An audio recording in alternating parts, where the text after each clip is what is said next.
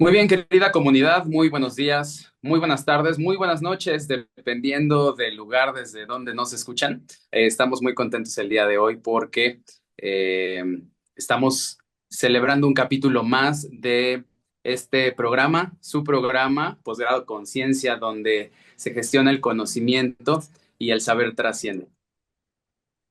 Hoy, mi compañero Ignacio Torres y yo, Abud Onji, tenemos un tema, pues a mí en lo personal me llama mucho la atención, un tema que se relaciona con la lingüística, la interpretación, la traducción, los derechos humanos y la defensa, más que nada, de la dignidad de las comunidades sordas. No nada más el tema que nosotros vamos a exponer hoy es interesante, sino también tenemos invitados de lujo que abarcan todo este tema a nivel internacional en diferentes áreas y generaciones. En primer lugar, quiero darle la bienvenida a Norberto Ábalos Rodríguez, que es jurista, intérprete certificado de lengua de señas mexicana. Es investigador, formador, analista en lingüística forense y miembro del Consejo Mexicano de Juristas Sordos y experto en derecho aplicado a comunidades sordas, tanto en México como en el extranjero. Una carrera, creo, muchos conceptos pasaron en esta presentación que pues, vamos a estar explicando, tratando durante esta entrevista. Bienvenido, Norberto. Y también tenemos Gracias por la presencia, invitación. bienvenido. De igual forma, tenemos otro invitado. Ya se habrán dado cuenta que tenemos a alguien que nos está traduciendo en tiempo real este programa. Y pues bueno, para ello tenemos el honor de presentarles a Luis Javier Gómez Rosas. Él es intérprete HOPS, es decir, hijo oyente de padres sordos certificado, es presidente de la Fundación HOPS, es pionero en la implementación de procesos en temas de inclusión laboral de las personas con discapacidad en instituciones públicas y privadas, y además es creador de contenido para el canal Comunícate y Enseñas, Coyen.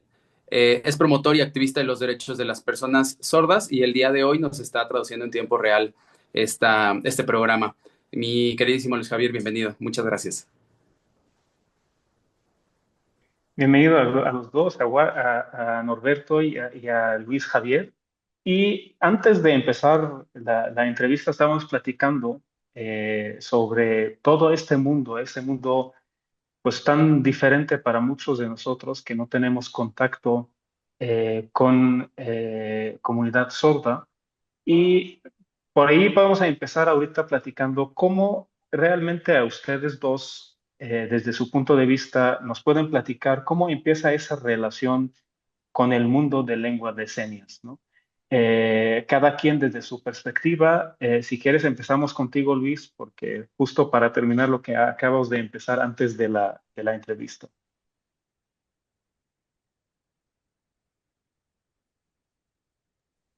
Hola, ¿qué tal? Muy buenas tardes, días, noches, como comentaban los compañeros.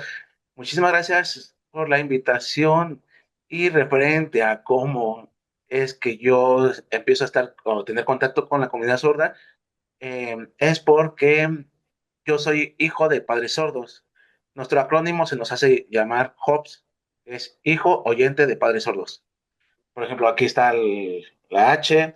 En nuestra fundación hicimos, quisimos hacer la referencia y apegarnos como a la imagen, ¿no? Creo que no se nota muy bien que es la H, se encuentran dos padres y en medio se encuentra el hijo. En esta situación que la O, hacemos la referencia a bueno, a sus aparatos auditivos y la P está con doble intención, que es la P en español y la P en lengua de señas mexicana. Y la S hace la representación que aquí tiene unas líneas, que es como nosotros percibimos el sonido. Entonces va de vuelta el significado. Va de vuelta, ¿por qué? Porque la S recibe el sonido, nosotros ocupamos la lengua de señas mexicana. ¿A quién se la interpretamos? A los sordos. ¿Y quién lo hace? También puede ser los hijos oyentes de padres sordos. Entonces, contestando más a la pregunta, yo pertenezco un poco más estoy sumergido un poco más en la cultura sorda porque mi primera lengua fue y será la lengua de señas. En este caso, yo aprendí desde niño la lengua de señas, posteriormente aprendí el español. Entonces, si contesto su pregunta, sería como desde bebé que Sí. estoy inmiscuido con la comunidad sorda. Luis, y Interesante. a mí me parece un tema el doble de interesante y también un gran reto porque al tener padres con capacidades diferentes, supongo que tú te enfrentaste con ciertos retos durante tu infancia y durante tu crecimiento. Eh, Compártenos a todos cuál ha sido para ti o qué consideras que ha sido el mayor reto de crecer con papás sordos. Uf, excelente pregunta. Es la que regularmente siempre me preguntan, y con mucho gusto estamos para eso. Vamos a empezar por primero los retos. Los retos, ¿cuál fue en mi caso como hijo oyente de padres sordos? Fue la comunicación. La comunicación no tanto con mis papás, sino la comunicación dentro de un área educativa. ¿Por qué? Porque ya ven que en esta situación ahora ya se considera bullying. En ese entonces, cuando yo era chico, se consideraba como carrilla, ¿no? Entonces, soportar como, por ejemplo, esas burlas, esos desplantes, esas situaciones que pues decían, no, es que pues sus papás son muditos, ¿no? Algo que un término ahora ya no se utiliza el término sordomudos. ¿Por qué? Porque al final de cuentas ellos ocupan su lengua de señas. O sea, hay dos significados ahí, cultural y ya más específico en el área americano, que ya no se consideran sordomudos. ¿Por qué? Porque en la primera, cultural, ellos utilizan su lengua de señas. Entonces, una persona muda es aquella persona que no aporta, que no colabora, no se puede desenvolver en la sociedad, lo cual ellos son muy capaces de desempeñar cualquier eh, trabajo. Lo único que no pueden hacer es escuchar. La segunda, se tiene entendido que son sordomudos, pero al final de cuentas, hay algunas personas sordas que todavía conservan sus cuerdas vocales. Sí pueden hacer sonidos, emitir sonidos, palabras. Sonidos. Hay algunos que se consideran oralizados, siempre y cuando tengan una terapia de lenguaje y ejercicios. Entonces, en mi caso, lo que yo he pasado es una situación más compleja y más complicada. ¿Por qué? Porque también al ser hijo de padres sordos, ellos al principio o en mi niñez me utilizaban como su intérprete. ¿Por qué? Porque cuando íbamos a algún lado, a alguna situación, es más, hasta para convivir, me utilizaban como para que me pudiera comunicar con las otras personas. Algo que, por ejemplo, en la Fundación Hobbes estamos en contra, ¿no? Estamos tratando por ejemplo, capacitar también a los papás sordos, a los que tengan hijos oyentes, ¿no? ¿Por qué? Porque al final de cuentas nosotros como hijos que saben la lengua de señas, nos ocupan como, por ejemplo, para ir a una cita médica, algo que éticamente y profesionalmente no se debería realizar. Por eso nosotros estamos luchando que una persona mayor sea competente para realizar ese procedimiento, esa intervención. Que los sordos, o sea, nosotros como Fundación Hobbes también estamos luchando para que ellos tengan cada uno la accesibilidad a la comunicación, a la información, pero nosotros ya estamos en una cierta edad que ya podemos tener conocimientos, más profundización en la información que se vaya a tocar, en temas delicados. No sé si ustedes hayan visto la película, bueno, voy a meter aquí una promoción, la película de Coda. Coda, ese es más o menos algo similar a lo que a nosotros nos sucede. Entonces, ¿por qué? Porque hay veces que son temas incómodos en los que están tocando. Imagínense ustedes tocar los temas con sus padres, ¿no? En cierta edad, que sean de niños. Esa es una de las dificultades que nosotros como hijos oyentes de padres sordos tenemos. y en mi caso me llegó a pasar, ¿no? Entonces, pero los beneficios nosotros ya tenemos un conocimiento más profundo, así realizamos como, al final de cuentas, esa interpretación de una lengua a otra, esa desde la lengua de señas mexicana al español, un poco más profundizada, ya es como más natural.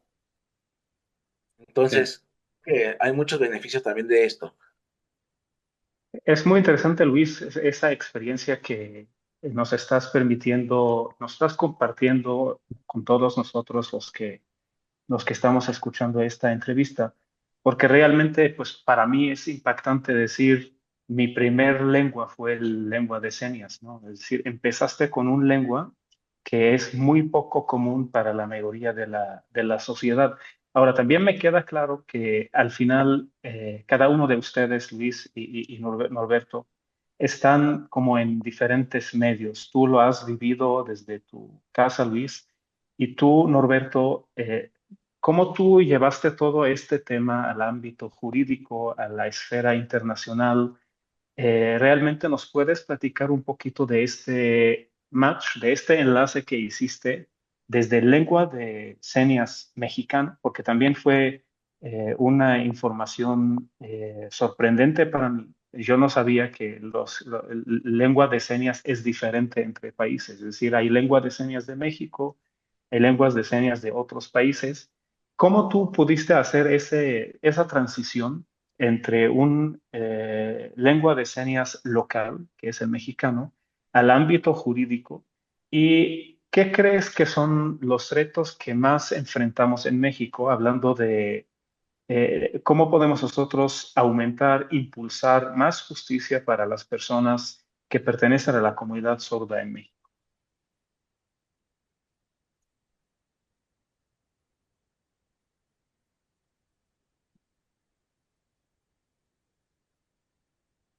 Sí, muchas gracias, por la pregunta.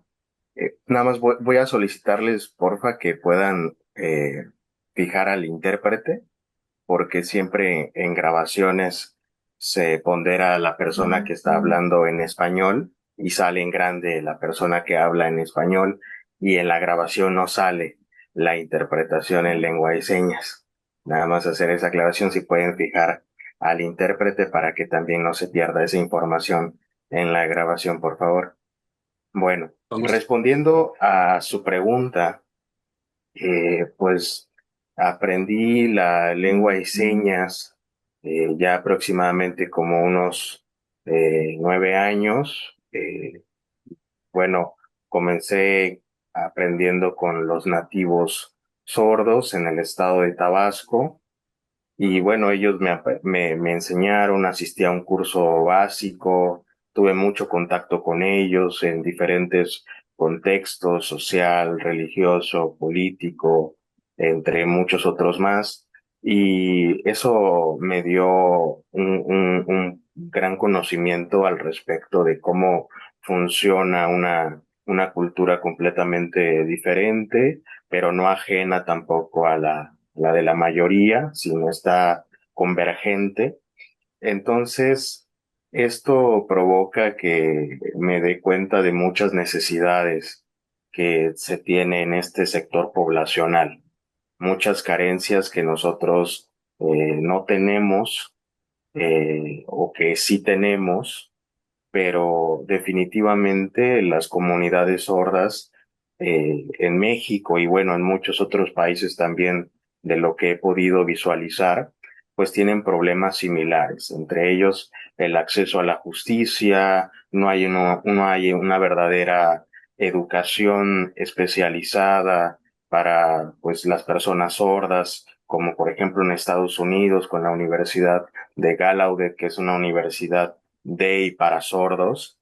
Y bueno, o sea, hace falta mucho en México. Sin embargo, pues también, como bien comentaba mi compañero Luis, pues hay cosas que son cotidianas, ¿no? Citas con el médico, citas con la maestra de la escuela, entre todo contexto que sabemos que vamos a necesitar la comunicación. Entonces, aparte de eso, pues se violentan muchos derechos humanos. Entonces yo me hice la pregunta, ¿qué puedo hacer para poder eh, contribuir a la protección de estos derechos? Conocí a las comunidades sordas antes de empezar a estudiar la licenciatura y precisamente tomé esa decisión porque quería eh, elegir algo que pudiera de verdad hacer un cambio, no solamente a nivel contacto regional, sino que pudiera de verdad hacer una diferencia. Y estaba entre derecho y política, ¿no? Que básicamente son las dos carreras que no necesariamente, por supuesto, pero que te dan una mayor conciencia sobre una gobernanza, sobre una construcción del Estado, sobre cómo se estructura el Estado y cómo podemos detectar todo eso, esas deficiencias, ¿no? Para poder atacarlas precisamente.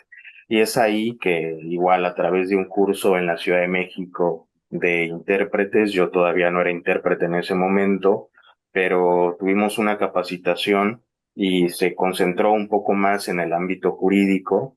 Recuerdo en aquella ocasión que todos nos colocamos de pie porque entró la juez a la sala y eso para mí fue impactante. Entonces, la decisión y aparte, bueno, de todo el cúmulo de lo que había podido reflexionar fue que pude, pues, tomar la decisión, ¿no? De estudiar derecho para, para poder realizar estos objetivos, estas metas que tengo y tendré para, pues, con las comunidades sordas, que básicamente, pues, es mi línea de investigación, el derecho de las comunidades sordas, y es una rama jurídica que también estoy desarrollando, así como el derecho indígena, derecho constitucional. No hay una rama jurídica, específicamente para las comunidades sordas. Hay una super necesidad enorme, y bueno, para construir una rama del derecho no es tarea sencilla. Entonces, eso es lo que he estado haciendo durante algunos años, construyendo eso mediante investigaciones, mis publicaciones, etcétera. Y bueno, es parte de cómo lo fui vinculando, ¿no? Con esa necesidad, acción y, bueno, aplicación concreta de la mano, principalmente de los líderes sordos y de muchas personas sordas en el país, ¿no? Y también en vinculación con otros países. Tocas un punto bien importante, Norberto, porque precisamente desde la perspectiva jurídica, me parece que hay muchas necesidades para gente con capacidades distintas, en este caso, para gente que no puede oír o gente que no se puede comunicar verbalmente, de manera que a través de la asociación Hobbes y también a través de tu experiencia, pues ustedes han llegado a escenarios nacionales y a escenarios internacionales, en donde pues conocen y también comparten su experiencia y sus conocimientos acerca de este tema. ¿Qué es lo qué aprendizajes ustedes han adquirido a través de esta trayectoria? ¿Y qué creen que es lo más importante que una organización debería considerar para poder de alguna forma poner en regla eh, las necesidades y también los asientos jurídicos, Norberto? Sí, eso es una pregunta muy importante y bueno, para hacerla realidad, lejos de un discurso motivacional, sentimental, se necesita política, acción y derecho, ¿no? Voluntad política y sobre todo estrategia política. Y esto lo tomo también como un contexto para una difusión importante que pues tenemos esta oportunidad. A nivel internacional hay una disputa entre dos perspectivas interesantes dentro de las comunidades sordas. Por un lado está la postura de defender los derechos lingüísticos y culturales de las comunidades sordas, que es el enfoque cultural o los comunitaristas culturales. Y por el otro lado está el enfoque político del comunitarismo sordo político, que menciona que la cultura no es el eje transformador de un país, sino realmente la construcción de una democracia donde las comunidades sordas puedan realmente participar y tener acceso a puestos de poder.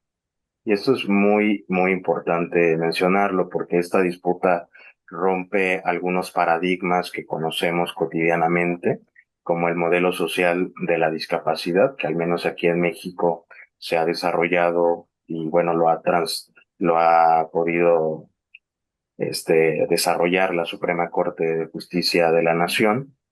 Y bueno, eso es parte importante porque lejos tampoco no vamos a decir que las personas sordas no tienen una discapacidad desde este enfoque, porque si bien es cierto, el modelo social de la discapacidad menciona que no es la persona, sino la sociedad que impone esas barreras y provoca que una persona tenga discapacidad, no necesariamente de la concepción que generalmente se tiene, que si vemos que una persona camina un poco mal, entonces sí es una persona con discapacidad.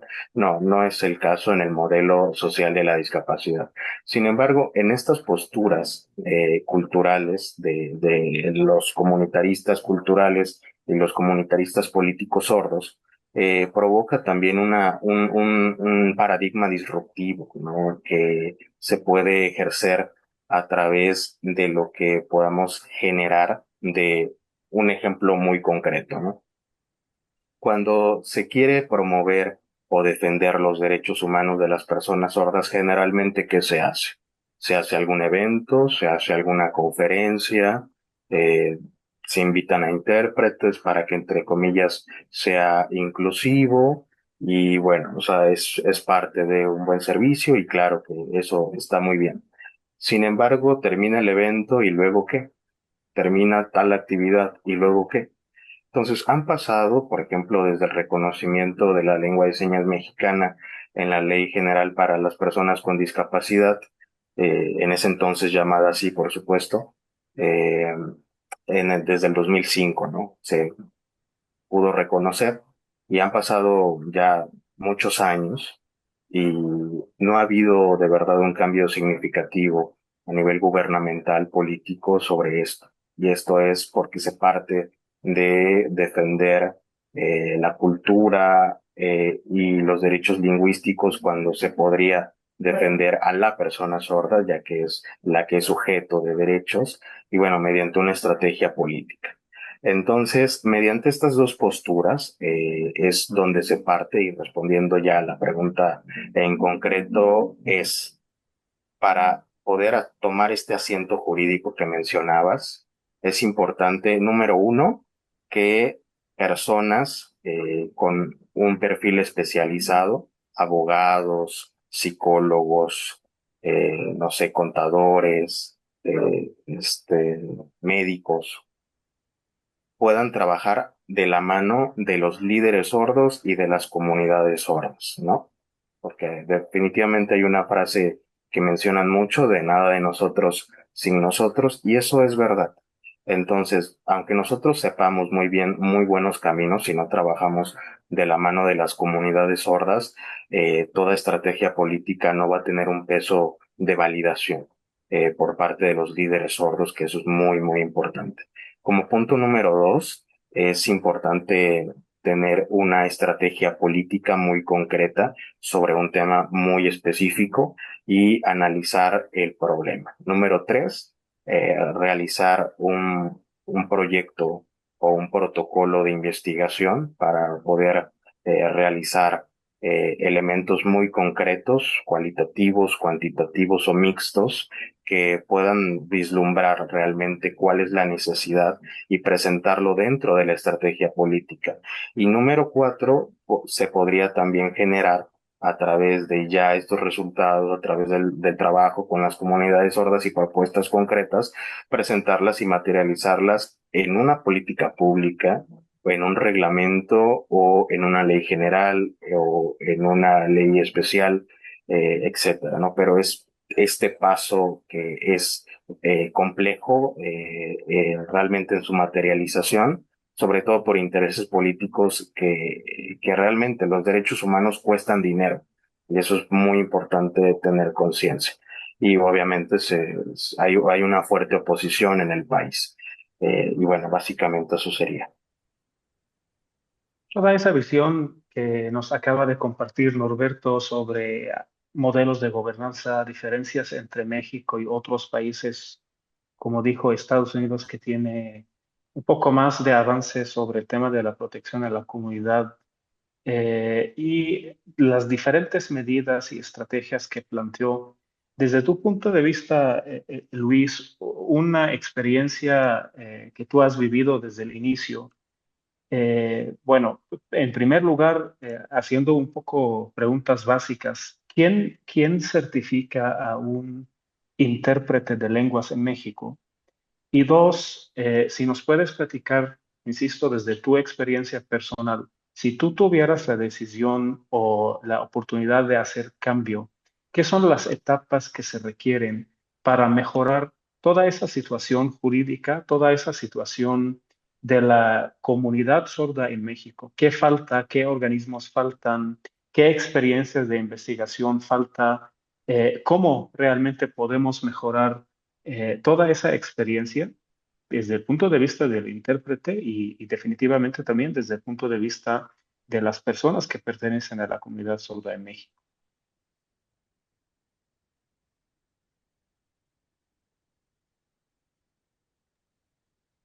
Ok. La primera pregunta, ¿me la repites, profas?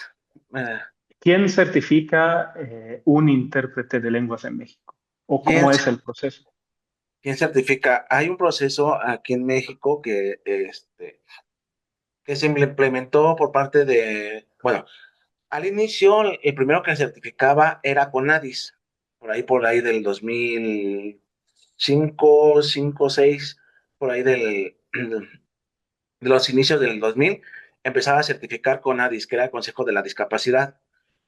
Posteriormente, hasta hace no mucho, se implementó una nueva con OCER, con el estándar 019. Pero en esta situación, yo considero que deberían de ser los mismos sordos los que den esa certificación, algo que realmente no mucho ha pasado aquí en México. Regularmente tú vas y te certifica otro intérprete, pero ¿quién certificó a ese intérprete anteriormente? Entonces, la situación aquí principal es tener ese conocimiento de con qué comunidad, ¿no? Porque existen varios grupos de sordos. Y bien lo comentaba mi compañero Norberto, en las son distintos ámbitos los que se pueden manejar dentro de la comunidad sorda. Son los especialistas como lo que nosotros consideramos, ¿no? Están los especialistas en psicología, están los especialistas en jurídico, especialistas en salud, lo cual aquí en México solamente tenemos un certificado que es certificado para eventos, para conferencias, algo que realmente hubo ahí algo mal, ¿no? Porque tendría que haber sido especializado, tendría que haber sido, se te da un certificado en conocimientos del ámbito salud, en el ámbito conferencia, en el ámbito jurídico. ¿Por qué? Porque en esta situación nosotros como intérpretes hemos sido todólogos, de cierta manera, porque tenemos que estarnos aprendiendo, que es algo bueno, ¿no? Para nosotros que tenemos que estar absorbiendo más conocimientos y estar en constante preparación. Un buen intérprete, para poder certificarse, el proceso es tener algo que yo, la verdad, en lo personal, yo hablo de lo personal, es que hayan hecho examen en la cuestión teórica, cuando realmente es más lo práctico, nosotros lo que se ocupa más es lo práctico, tener conocimientos, desenvolverse en la interpretación a voz, restitución a voz, en la interpretación a lengua de señas mexicana, para saber si realmente está llegando el mensaje. Y no solamente quedarse con un solo evaluador, que haya mínimo unos tres y que sean de distintos lugares para ver si el mensaje se llega. Contestando bueno, esto es contestando la primera pregunta, que es conocer. En este momento, el que te certifica es tener un centro evaluador, conocer que tenga el estándar 019. Entonces, este, contestando la segunda pregunta, ¿qué es lo que hace falta? Realmente, de mi perspectiva y lo que estamos haciendo es acción. Porque como bien lo comentaba y vuelvo a mencionar a mi compañero Norberto, lo que siempre ha resultado es que hacemos conferencias, o se trata de que se visibilice, pero no, lo que falta es acción. Nosotros, hay algunos intérpretes que somos activistas, hay otros intérpretes que solamente se dedican en cuestión a la interpretación y ya, no se meten más como en ahondar, hacen investigaciones, en hacer procesos de la inclusión, solamente los contratan como para interpretar y está bien, ese es su trabajo cuando se considera que son intérpretes normales, pero los intérpretes activistas vamos mucho más allá para que, por ejemplo, en la Fundación Hub, nosotros estamos en pro de buscar y visibilizar y abrir espacios para la inclusión laboral. Todo se empieza desde que empiezas a tomar acción en cada ámbito. ¿Cómo se va a hacer esto? Es pues, ok, te abro te doy una capacitación a tu empresa, te explico cómo es la situación, qué beneficios tendrías, qué áreas de oportunidades tienes y cómo las puedes adaptar para que los chicos o las personas con discapacidad auditiva lleguen y desempeñen la labor, ¿no? Porque al final de cuentas, a las empresas lo que les interesa y está muy bien es tener ingresos y que se interesen por la inclusión laboral les va a dar mucho más ingresos. ¿Por qué? Porque van a tener más trabajos y es un ganar-ganar, porque ellos obtienen un ingreso eh, este, de forma más continua y segura, porque en esa situación muchas de las personas, todos sabemos que tienen su apoyo por parte del gobierno, pero eso no crean que basta para que puedan sustentar una familia. Eso es como lo dicen, ¿no? Un apoyo, pero bien lo pueden ellos generar teniendo un trabajo, un sustento donde puedan beneficiar tanto a ellos como a su familia. Las otras acciones que yo también vería y ahorita que comentaban sobre las investigaciones es la investigación en cuestión también educativa. La cuestión educativa, ¿por qué? Porque también yo considero que una persona informada es cuando empieza a luchar por sus derechos. Pero si no obtiene información, ¿cómo es que va a obtener cómo va a tener esos conocimientos de qué derechos tiene y cuáles puede luchar y cuáles se los están negando, ¿no? Entonces, una persona bien educada o que tenga conocimientos o acceso a la información, principalmente en eso, puede luchar por sus derechos. Entonces, teniendo unas personas preparadas, lamentablemente aquí en México, por ahí del 1800, se abrió una escuela, se me fue la fecha exacta, que por parte de Benito Juárez se implementó un decreto que se tendría que abrir una escuela este, para personas con discapacidad auditiva. En ese entonces se conocían como sordomudos, lo cual posteriormente se expropió y se perdió esa continua capacitación, esa enseñanza. Porque, dato curioso, si la escuela que se abrió aquí en México hubiera estado abierta aquí, nosotros seríamos los pioneros o bueno, tendríamos más información que el Estados Unidos, porque Estados Unidos tuvo 5 años después cuando abrió la escuela Gallaudet, la universidad, se volvió una universidad y aquí en México lamentablemente desapareció.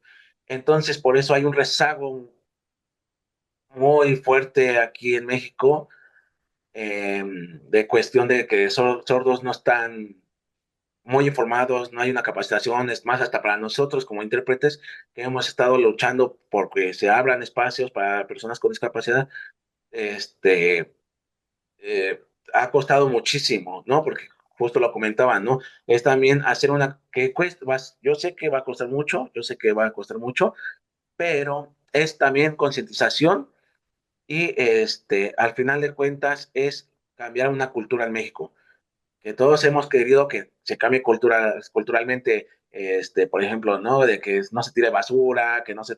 Pero todo eso es a base de conocimientos y a base de estar en continua lucha. Entonces, eso es lo que necesita México. También que se crean alianzas tanto con gobierno, instituciones privadas y que sí, siempre sí, todo sea con consulta de las personas con discapacidad. Porque nosotros como intérpretes, aún así, nosotros como intérpretes, le podemos decir, es que les puede funcionar esto, les puede funcionar, no, ¿qué tal y no? Nosotros tenemos otra perspectiva. Claro.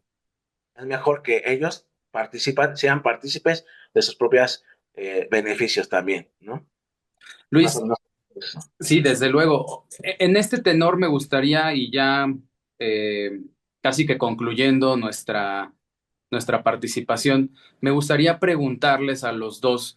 Hemos platicado ya del contexto respecto a pues la participación de la iniciativa privada, del gobierno y de la propia sociedad, de manera que a la fecha ser intérprete por sí mismo es un reto porque habrá que ver desde qué perspectiva se mira para saber si está certificado o no está certificado, si está autorizado para enseñar o para no enseñar. Pero más allá de eso, a mí me parece importante la iniciativa de la propia sociedad en quererse involucrar en este tipo de temas. Bajo este tenor, me gustaría escuchar de parte de ustedes digamos, una recomendación, una invitación, o cuál sería una forma en la cual ustedes atraen a la sociedad o atraen a la gente para que puedan invitar a que se empapen de este tema, porque si bien ha sido poco el tiempo, me parece, excavamos apenas el 10, el 5% de la profundidad del tema.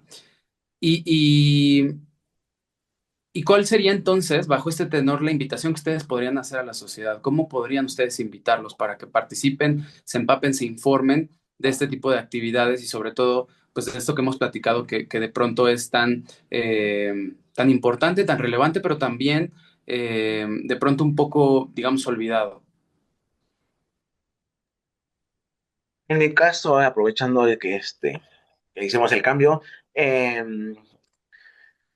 la invitación sería que tener una sociedad más inclusiva tiene muchos beneficios y no tanto solamente para las personas con discapacidad, también tiene para los norma oyentes, tiene beneficios. ¿Por qué? Yo siempre cuando me preguntan cómo es o que si me ha costado trabajo aprender lengua de señas, siempre pongo el ejemplo que es como si fuera el inglés, pero nada más que esto es más rico, más cultural, más profundo, o sea, más complejo y en dados casos también a nosotros nos ayuda, por ejemplo, a tener agilidad mental.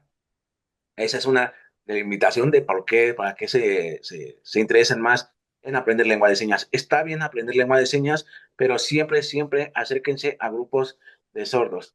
Nosotros tenemos eventos culturales también, tenemos pláticas sobre salud, entonces, los invito también para que vayan conociendo. Cada vez que ustedes platican con un sordo, te abre otro mundo, te abre otro conocimiento, te comparte muchísimas cosas. La mayoría de los sordos son más amigables, cada vez que ven a una persona interesada o involucrarse con ellos, siempre y cuando con respeto, que sea con respeto, siempre y cuando sea con respeto, porque al final de cuentas existe en esta situación, en estos momentos, un tema que se llama expropiación cultural, ¿no? Eso es adaptarse de su cultura y promover, por ejemplo, yo mi negocio, aunque sepa poquito, realmente tomo un curso de lengua de señas básico y yo con eso ya quiero yo también abrir mi TikTok, todo eso, ¿no? No, lo más rico es que ustedes asistan con ellos, convivan con ellos y también con los intérpretes, también, o sea, también al final de cuentas nosotros también como cada vez ya se está aperturando esto, nosotros como intérprete en esta temporada, yo te lo comparto personalmente, yo personalmente, me ha llevado a muchísimos lugares donde me sorprendo que digo, ay, ¿cómo es que estoy aquí, no? O sea, ¿cómo es que me encuentro con este sordo no sé, en un paseo me encuentro con el sordo tanto lo de lo bueno como de lo malo, ¿no? Entonces, también invito a las instancias y a las instituciones públicas a que se involucren también, que participen con ellos, porque al final de cuentas es como yo lo comento, todo es un beneficio. Tú incluyendo a una persona, al contrario de restar, te suma. Y para todos los ámbitos y temas que se puedan, ¿no? Creo que yo con eso cerraría el tema y le paso, le hago relevo al compañero Norberto para que él también dé su punto de vista.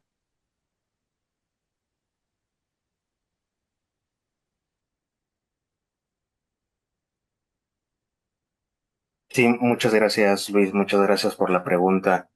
Me parece que es un reto enorme, pero la recomendación es trabajar de forma interdisciplinaria, teniendo objetivos muy concretos. Y esto, como bien lo ha dicho Luis, es necesario trabajarlo de la mano de las comunidades sordas, lo reiteramos mucho. eh, y también a partir de ese trabajo interdisciplinario y a través de ese objetivo general y específicos muy concretos, es necesario que se implemente en universidades, es necesario que se interprete a nivel gubernamental, en programas que se tenga ese diseño y construcción a través del derecho previo a la consulta y que los líderes sordos sean los sordos, que sean los que también puedan diseñar esos programas. Entonces, la recomendación es que toda persona que quiera iniciar en este campo de conocimientos bastante amplio y complicado. Complicado no en el sentido de difícil, sino complicado porque es tan rico, es tan vasto, tan lleno de estructuras. Y bueno, también es complicado después de que te sumas al barco de la lucha por los derechos de las comunidades sordas. Hay mucha impunidad, mucha injusticia, lágrimas, muchas anécdotas que podríamos contar, pero definitivamente te das cuenta mm, que no puede seguir así esta situación. Y la persona que me está oyendo en este momento, le hago una atenta invitación, de verdad que no podemos vivir nuestras vidas viendo que otras personas, no están teniendo lo mismo que nosotros. Es humanidad, es humanidad y es parte también de crecer como personas, de poder generar de verdad una satisfacción social, no es personal. Y es parte importante de proteger ese derecho humanitario, ese derecho de la humanidad para poder hacer desde lo que nosotros podamos hacer algo significativo. No necesitas ninguna carrera universitaria para poder hacer un gran cambio en las comunidades sordas, pero sí necesitas tener un equipo que tenga diferentes enfoques, tengan diferentes perfiles, que tengan objetivos claros e implementarlos y que trabajen de la mano de las comunidades sordas y de verdad que los objetivos sí se cumplen, en mi experiencia lo hemos hecho y de verdad que es paso a paso, pero se necesita, reitero, un grupo interdisciplinario, trabajo de la mano de las comunidades sordas y sobre todo entender que pues no basta con disfrutar una justicia particular, sino se necesita una justicia social, una justicia como la que John Rawls y Ronald Dworkin, por ejemplo, autores importantes, abogados, y filósofos importantes, recomiendo sus lecturas, para que de verdad se pueda llegar a una justicia distributiva y una justicia equitativa y es parte de lo que podamos realizar, ¿no? Entonces, esa sería mi recomendación. Bueno, amigas y amigos, como dijo mi compañero Ignacio, Un tema muy profundo para el poco tiempo que duró nuestra entrevista. Nuestros invitados de lujo nos han abierto los ojos sobre muchos temas de mucha profundidad. En lo personal me quedo con que toda esa lucha de los intérpretes de señas, de todas esas instituciones, organismos, la misma comunidad sorda, no se trata nada más de una persona que vemos en la pantalla, en conferencias, en la televisión, que hace un lenguaje de señas. No, es algo mucho más profundo. En primer lugar, es una lengua, es una ciencia, es algo que se relaciona con modelos de administración pública, es algo que se relaciona con la academia, la investigación, y antes que nada es algo que se relaciona con el humanismo.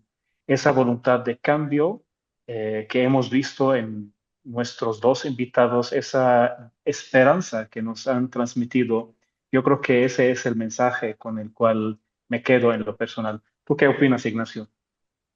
Estoy totalmente de acuerdo, mi querido Abud. Me quedo con una profunda reflexión respecto a todas las necesidades y todos los retos que la comunidad tiene, tanto desde el lado de la interpretación como también desde el lado de la capacidad distinta. Yo muy agradecido con ustedes, Luis, Norberto, muchísimas gracias por el tiempo, gracias por el espacio. Si nos regalan sus redes sociales para que los podamos seguir, para que podamos pues seguir involucrados y por supuesto para que nuestra comunidad conozca un poco más acerca de lo que ustedes hacen día con día. Sí, claro, en Facebook me encuentro como Norberto Ábalos Rodríguez y en Instagram me encuentro como Norbert-Rgues y en LinkedIn me encuentran también con mi nombre completo, Norberto Ábalos Rodríguez. Gracias.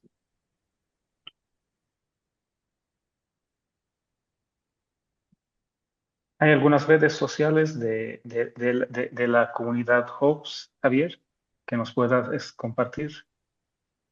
Eh, sí, en Facebook nos encontramos como Fundación Hobbes y en Instagram como Fundación Hobbes AC. En cualquiera de las dos nos pueden contactar, nos pueden, estamos haciendo últimamente más videos, en cuestión de salud. Próximamente vamos a tener talleres para personas con discapacidad auditiva en creación de currículum, de cómo presentarse a una entrevista de trabajo. Vamos a estar dando próximamente más capacitaciones y vamos a trabajar por ello. Los invitamos a que se sumen a este proyecto para, para abrir más espacios por y para ellos, ¿no? Cualquier cosa, estamos en contacto. Muchísimas gracias por la invitación, les agradezco mucho y excelente tarde, noche. Bueno, últimamente lo que me queda es nuevamente, perdón, gracias Luis, gracias Norberto, gracias Ignacio y gracias a todo el equipo de nuestro programa, nuestro podcast Conciencia. Y los esperamos en el siguiente episodio donde vamos a seguir explorando esas historias que enriquecen nuestra vida y nuestro conocimiento. No olviden seguirnos en nuestras redes sociales como Posgrado Conciencia y pues nuevamente, gracias a Bud, gracias Luis, gracias Norberto, cuídense mucho, seguimos viéndonos y hasta la próxima. Adiós.